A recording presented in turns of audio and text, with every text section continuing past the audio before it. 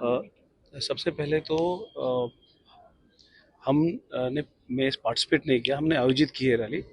उत्तराखंड जो है आपको पता है कि उत्तराखंड से बहुत सारे सैनिक आते हैं भारतीय सेना में, असम राइफल में, नेवी, एयरफोर्स, पैरामिलिट्री फोर्सेस में।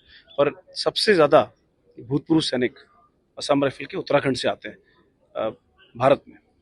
और इसीलिए और आपको पता है उत्तरांचल उत्तराखंड में जो इलाके हैं बड़े सुदूर दूर दूर हैं, बॉर्डर के पास हैं। तो हम सब चाहते हैं कि सब हमसे जुड़े।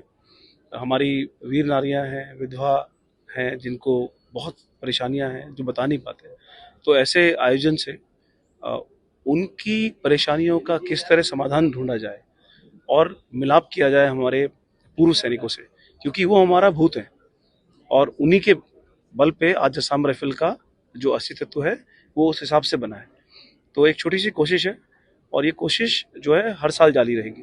और हम चाहेंगे कि हम और इलाकों में जाएं, अंदर पहाड़ों में, और अपने भूतपूर्व जवानों से, वीर नारियों से संपर्क करें और पूछें उनको कि उनका क्या हाल है। और जिसने देश की सेवा की उसकी सेवा के लिए हम तत्पर हैं और वो हमारा दायित्व है। मेरे हिसाब से उन्होंने पूरे देश को सम्मान दिया। उन्होंने, उनके पतियों ने जो प्राणों की आहुति दी, उससे बड़ा सम्मान और गर्व की बात तो कुछ हो ही नहीं सकती। और जो हमारे भूतपूर्व सैनिक हैं जिनको वीरता पुरस्कार मिले हैं, उन्होंने भी अपना बलिदान दिया, अपना समय दिया, अपना खून बहाया।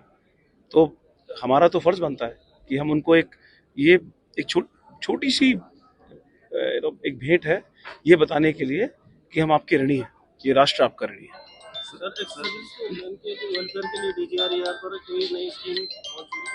देखिए, ये तो हमेशा हम प्रयासरत रहते हैं। हमारे ऑर्गेनाइजेशन है जो हमारा हर महीने, हर क्वार्टर में, हर 6 महीने में हम बताते रहते हैं कि हम क्या क्या करेंगे, क्या कर सकते हैं। और ये कोशिश लगातार जारी है कि हम अपने एक समझ के कैसे जुड़े, उनके लिए हम कुछ कर सकें। और ये दो तरह संवाद है, दो तरफा संवाद है, ताकि वो हमें बताएं अपनी परेशानी, हम समाधान करें और हम अपनी तरफ से पहल लें कि हम उनके लिए कुछ करें। इस तरह की अनगिनत स्कीम्स हैं जो चलती हैं, और हज के बारे में तो मैं बता नहीं पाऊंगा।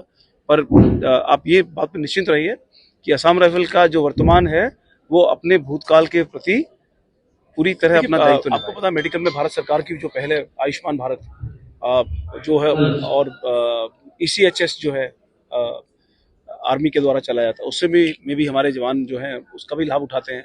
आयुष्मान भारत में भी रजिस्टर्ड हैं। और प्रॉब्लम आती है सुदूर एरिया में, जहाँ पे पहाड़ों में डॉक्टर नहीं है, जहाँ पे गांव से निकल के शहर तक पहुंचने में ही आपको दिन लग जाते हैं, वहाँ प्रॉब्लम आती है। पर मुझे लगता है कि जिस तरह सरकार की पॉलिसी है, आने वाले 4 से 5 साल में आयुष्मान भारत का स्वरूप न सिर्फ सैनिकों के लिए पर एक आम नागरिक के लिए भी उतना ही सुचारू और आसान हो जाएगा, जिससे पूरे देश के सभी देशवासियों को अपने स्वास्थ्य की चिंता करने की जरूरत ना पड़े। न सिर्फ सैनिक, बाकी पूरे जितने हमारे नागरिक हैं हमारे देश के। सचमुच आपने बिल्कुल ठीक कहा। आज मैं अपने परिवार के बीच में हूँ। आज देहरादून के अंदर में DG असम राइफल के द्वारा एक बहुत ही सुंदर प्रोग्राम किया गया, जिसके अंदर में जो उत्तराखंड के तमाम असम राइफल के वेटरन्स हैं और उनके परिवार हैं, उनको आज इकट्ठा किया यहाँ पर, और बहुत ही सुंदर तरीके से उनके साथ में मेल मिलाप किया गया, ताकि हम पता कर सके कि उनके प्रॉब्लम्स क्या हैं, चैलेंजेस क्या है, उनके वेलफेयर किस प्रकार से किया जाए। मुझे बहुत खुशी है कि आज DG असम राइफल साहब नॉर्थ ईस्ट से आए हैं और यहाँ पर अपना पूरे अधिकारीगण को लेके आए हैं और उनके साथ में इंटरेक्शन किया है।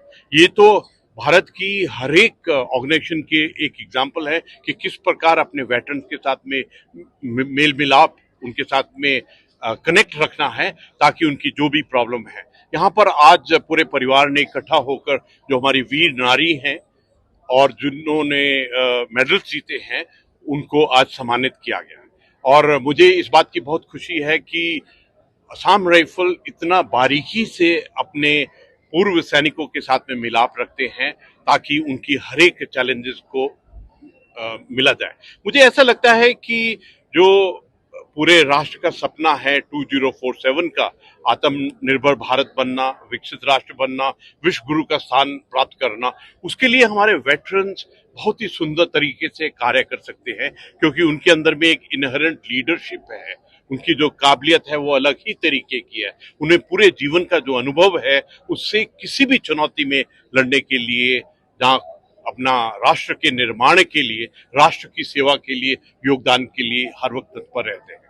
आज बहुत अच्छा लगा कि पूरे परिवार ने इकट्ठा होकर इसके ऊपर चिंतन किया, मंथन किया और संकल्प लिए हैं कि किस प्रकार हम अपने समाज को, अपने प्रदेश को, अपने राष्ट्र के अंदर में पूरे निर्माण के लिए अपना कार्य कर सकते हैं। आज पूरी टीम ने डिटेल से जो कनेक्ट किया है, जो पॉइंट्स हैं, जिसके भी चैलेंजेस हैं, जहाँ कोई डॉक्यूमेंटेशन या बाकी चीजों का है, उसके ऊपर में कार्य किया जाएगा। I would like to compliment DG Assam rifle और आपके पूरे अधिकारियों को कि आपने इतना कष्ट लिया कि आप नॉर्थ ईस्ट से आए और हमारे परिवार, उत्तराखंड के परिवार में जितने भी वेटरन हैं, आपको जानकर हैरानगी होगी कि उत्तराखंड के अंदर में 11,000 वेटरन असम राइफल के हैं और इस वक्त पे 7 से 8,000 जो सर्विंग सोल्जर है वो असम राइफल में कार्य कर रहे हैं। हमारे परिवार का, उत्तराखंड के परिवार का बहुत बड़ा हिस्सा है जो असम राइफल में सेवा करता है। And as a governor I am exceedingly happy. और मैंने एक खास बात कहा कि मैं तो खुद असम रेजिमेंट का हूं, मेरे लिए असम राइफल मेरा परिवार है, इसलिए कहा कि किसी को भी कभी तकलीफ या चैलेंज या चुनौती आती है तो राजभवन के दरवाजे उन सब के लिए, आप सब के लिए खुले हैं। जय हिंद, धन्यवाद।